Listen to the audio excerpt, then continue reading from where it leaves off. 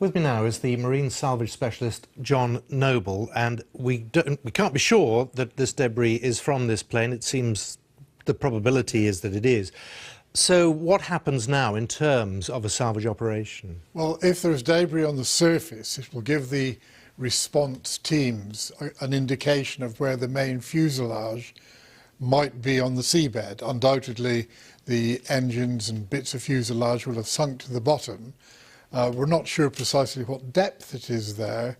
Well, we think it's one of the deepest parts of the Mediterranean, so that adds to any issues. Well, there is precedent in the Mediterranean for recovery from very great depths, over 10,000 feet.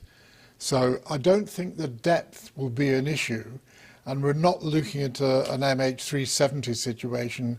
The search area will be very much smaller, and the equipment that they deploy these days is very sophisticated. The debris will tell its own story, but of course the black box flight recorders, misnamed as they are, will they now be transmitting? Will they now be much easier to find? One would hope so. I mean, one never knows if they were damaged in the descent or after hitting, but they're designed to survive this sort of incident, and they should then be transmitting. How long before presumably it'll be an underwater robot or something, accesses them, brings them back to the surface? That could be relatively quick. Once they find out where the wreckage is on the seabed, the aircraft experts will be able to advise the recovery people where to look, where best to look. And that should not be too long, but I wouldn't like to put a specific timescale on it. John, what can the debris and the state of the debris tell you about what may have caused this when you find it? Well, history shows that if you get the debris, you can be very precise as to what caused the damage. Going back to the old comet crashes, that was what happened there.